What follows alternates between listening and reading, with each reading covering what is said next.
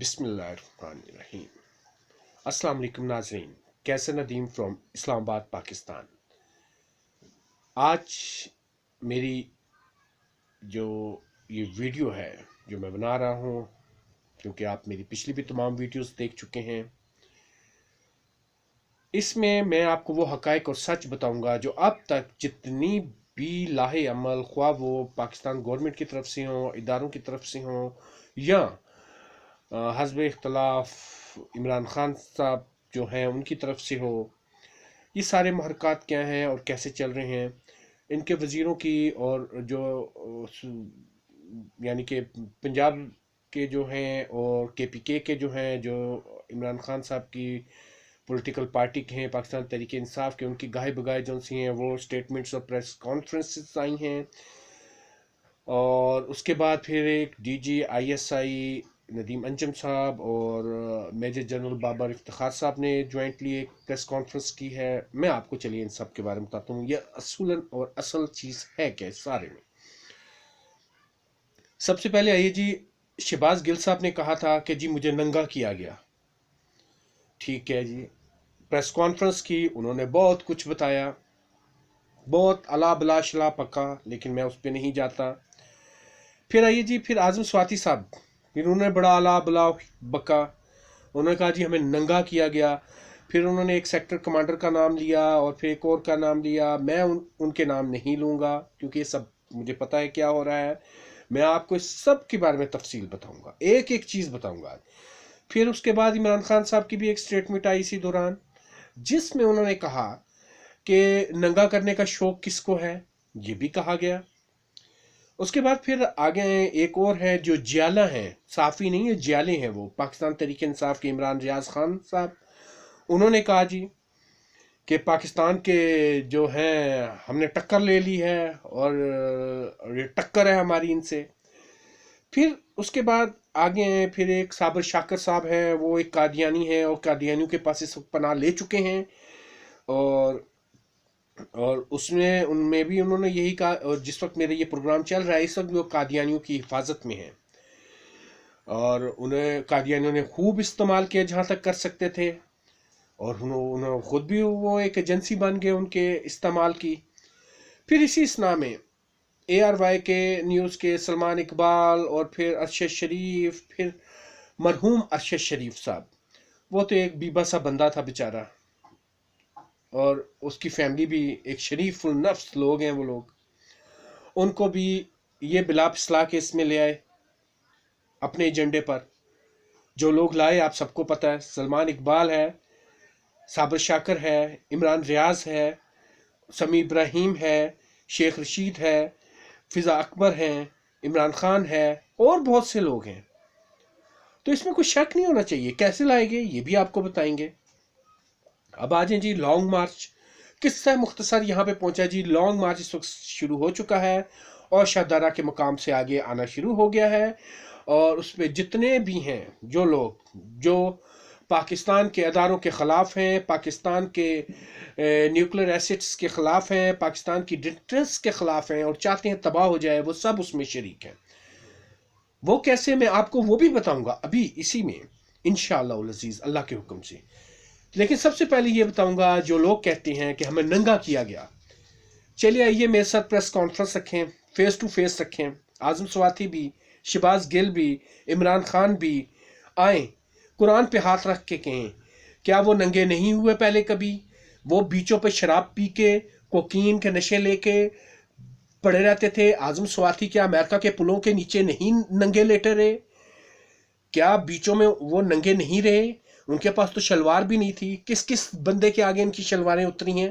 آئیں قرآن لاتے ہیں، قرآن پہ حلف دیتے ہیں ایک دوسرے کے سامنے، اگر نہیں اترے مجھ سے بات کریں۔ ادھر شہباز گل کی شلوار بیچ میں پڑا رہتا تھا امریکہ میں، کس کو نہیں پتا، کس ملک کے بیچ پہ، وہاں اس کے ساحل سمندر پر جا کر یہ ننگے نہیں ہوئے؟ کس کے آگے ان کی شلواریں نہیں اتری؟ ان کی ٹکے کے لوگوں کے آگے شلواریں اتری ہیں۔ یہ شلوار اتارنے والے لوگ ہیں، اپنی خود شلوار اتارتی ہیں یہ لوگ، یہ گروپ بھی ایسا ہے۔ عمران خان کس کو نہیں پتا؟ بھول گئے ہو آپ لوگ؟ آپ اللہ اور رسول کے احکامات سے آپ دوسری طرف پھر رہے ہو آپ لوگ، کیا ہو گیا ہے آپ کو؟ آپ لوگوں کو؟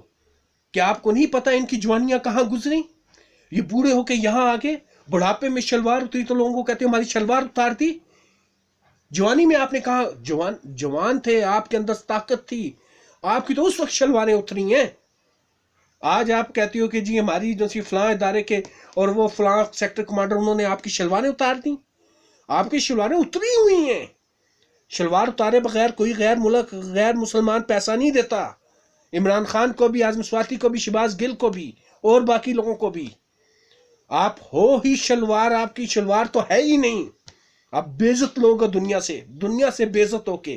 اور پھر بھی اس قوم کے لوگوں نے، اس ملک کے اداروں نے آپ کو سینے سے لگایا کہ آپ پاکستانی ہو، آپ بغیرت ترین لوگ ہو، آپ ایک گندی نسل کے کیڑے ہو. آپ یہ میں کہتا ہوں.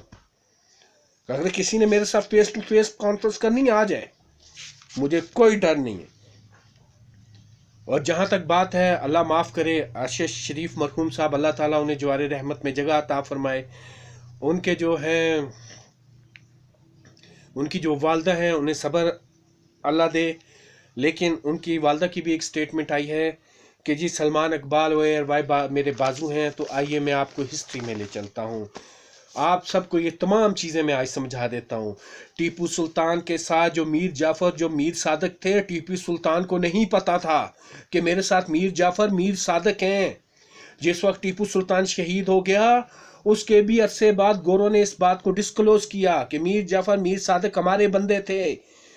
وقت پہ نہیں پتہ چلا. وقت پہ پتہ چلتا ٹیپو سلطان کئی جنگیں جیت چکا تھا، گوروں کو کئی جگہوں پہ اس نے شکست دی تھی، انگریزوں کو.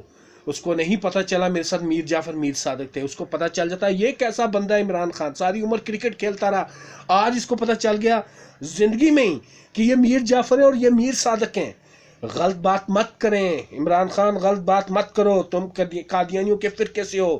تمہارے باپ کی قبر کھودنی چاہیے، اس سے دیکھنا چاہیے اس کی سنتے بھی ہوئی تھی کہ نہیں، مسلمان بھی تھا کہ نہیں وہ. اور تم کہتے ہو کہ آپ کے موجودہ حالات میں ایک مضبوط ایجنسی اور فوج کو توڑنے کی اور فتنہ فساد پیدا کرنے کی تم باتیں کرتے ہو. یہ تمہاری صرف باتیں رہ جائیں گی. ابھی ہم زندہ ہیں، ابھی مسلمان زندہ ہیں، ابھی مرے نہیں ہیں، ابھی شہید نہیں ہوئے ہم لوگ. ہم زندہ ہیں. ہم آخری خون کے قطرے تک رہیں گے اپنے ملک کے اداروں کے ساتھ. ہمیں پتہ ہے. آج تمہیں یہ بات یاد آ گئی کہ سربراہ جی وہ غدار ہے تو فلاں غدار ہے تو فلاں غدار ہے.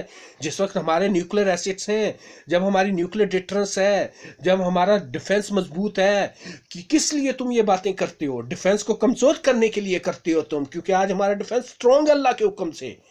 تم چاہتے ہو کہ غیر مسلموں تک یہ چیزیں، ان کے ایجنڈے پورے ہوں. ہم نہیں ہونے دیں گے. ہم اپنی فوج اپنے اداروں کے ساتھ ہیں. تم لانگ مارچ چھوڑو، جتنا مرضی ورغلا لو اس قوم کو، ہم ساتھ ہیں، آخری دم تک ساتھ رہیں گے. جس کو لوگ شریف اور ایماندار سمجھ رہے ہیں وہ تو خود سب سے بڑا میر جعفر اور میر صادق ہے عمران خان. اس کو کیسے پتہ چلا یہ میر جعفر، میر صادق؟ ٹیپو سلطان جیسے بندے کو نہیں پتہ چلا، جس نے انگریزوں کی کئی سازشیں ناکام بنائی. ہسٹورین لکھتے ہیں، میں نہیں کہہ رہا، ہسٹری دانوں نے لکھا ہے. گوروں نے اس چیز کو مانا ہے. اور یہ کہاں سے آ گیا کل کا بالر، کل کا بیٹسمین، جس کی تعلیم پہ بھی مجھے شک ہے، اور جو کہتا ہے کہ جی فلاں میر جعفر ہے، فلاں میر صادق ہے. اور ٹیپو سلطان کو اپنی زندگی میں پتہ نہیں چلا. اس کو کیسے پتہ چل گیا؟ مجھے کوئی اس بات کا جواب دے دے. جو سزا ہوگی میں لینے کو تیار ہوں. اور اس کے بعد آگے چلیں جی. تمام جتنے انبیاء زیادہ تر انہوں نے اپنی قوموں کو دجالی فتنے کے بارے میں بتایا تھا. یہ دجالی فتنے کی پہلی پریکٹس ہے. جس بندے کی ساری جوانی، شہباز گل، اعظم سواتی، عمران خان، جس کی باہر غیر مسلموں میں گزری جوانی، غیر مسلموں کی عورتوں سے شادیاں کی، اور یہاں آ کے جی وہ بہت بڑے مذہب والے، اور لعنت ہے ان پہ بھی، دین والے لوگوں کو جو ان کے ساتھ شامل ہیں. میں ان پہ بھی تھوکتا ہوں، ان کی پریکٹس پہ بھی تھوکتا ہوں. یہی دجالی فتنے کی پہلی پریکٹس ہے، پہلی مشق ہے. لوگوں کو کچھ نہیں پتہ چلے گا حق سچ کیا ہے. کوئی آواز مارے گا، لوگ پیچھے چل پڑیں گے. اور یہی لانگ مارچ کا حال آپ لوگ دیکھ لیں، آپ کے سامنے ہے. میں اس پہ زیادہ کچھ نہیں کہوں گا، لیکن میرا حق بنتا تھا اس وقت یہ ویڈیو کرنا. دفاع پاکستان کے نیوکلیر ایسٹس، اس نے اپنی 4 سالہ حکومت میں، 3.5-4 سالہ میں 1 रुपया नहीं कमा के लाया ताकि न्यूक्लियर एसेट्स का पे इम्पैक्ट पड़े, पाकिस्तान की इकॉनमी कमज़ोर हो जाए और न्यूक्लियर एसेट हमें देने पड़ जाए, और यही लेने के लिए इसको यहाँ पे लॉन्च किया गया। और कुछ भी नहीं है मेरे प्यारे भाइयों बहनों, यहाँ कुछ भी नहीं है, सिर्फ यही एक चीज़ थी पाकिस्तान में। तमाम डिफेंस, तमाम एजेंसियां परेशान होकर बैठ गई हैं कि ये क्या हो रहा है मुल्क के अंदर, और ये इतना आलम हो गया। टीपू सुल्तान को नहीं पता चला, जिसने कई बार अंग्रेजों को शिकस्त दी थी कि उसमें इसके साथ मीर जाफर मीर साथ के, इसको पता चल, इसका मतलब है इसका स्क्रिप्ट पहले से तैयार शुदा था, इसको पता है इसने और क्या क्या करना है। और इसकी दौरे हुकूमत से ये प्लानिंग जारी थी कि पाकिस्तान को माशी तौर पर कमज़ोर किया जाए। जनरल कमर जवेद बाद में चीफ ऑफ आर्मी स्टाफ, मेरा सलूट है उस बंदे को मैं, कि उसने अपनी गलती को ठीक किया। उसको पता था, 3.5 साल उसने इंतज़ार किया, उसे पता था इससे आगे मुल्क के जो एसेट्स हैं न्यूक्लियर वो बचने वाले नहीं हो सकते, क्योंकि इकनॉमिकली उस रेड लाइन तक ये पाकिस्तान को ले आया है जहाँ से आगे लोग ने मुझ पे भी अच्छी नज़र से नहीं देखना। उसने अपनी गलती को ठीक किया, और ये दुनिया का सबसे मुश्किल तरीन काम होता है। अगर कोई बंदा गलती कर ले तो अपनी गलती माने और फिर उसको दुरुस्त करे, और उसको दुरुस्त करने के उससे डबल मेहनत करनी पड़ती है। और इसको इसीलिए कहते हैं गलत को गलत कहना चाहिए और अपनी गलती को मान लेना चाहिए बाकी चीज़ें, क्योंकि वो गद्दार नहीं है और ना ही उसने कभी गद्दारी की है। वो उसने अपनी जो हिम्मत, जो ओहदा और जो एज थी उसके मुताबिक, देखिए गलतियां किससे नहीं होती, सबसे होती हैं, और गलतियों को ठीक भी किया जाता है, माफ़ी भी मांगी जाती है, होता है ये सब कुछ। DGISI ने भी बिल्कुल क्लियर किया, उसे गैर मुइना मुद्दत तक ऑफर की गई आर्मी चीफ को कि आप गैर मुइना मुद्दत तक आर्मी चीफ रहें। फिर ये कहता है जी इमरान खान कादियानी के, ओ जी ये तो जी सियाको सबक से हटा के आधी बात है आधा सच है, तुम हमें बताओ कि सच क्या है। तुम्हारी तो यहीं से मुझे पता चल गई थी, बाहर लोग गंद खाते रहे हो, तुमने तो मुस्लिम फूड भी नहीं खाई, यहूदी औरतों से तुम्हारी शादियां हैं, पता नहीं लोगों को क्या हो गया है।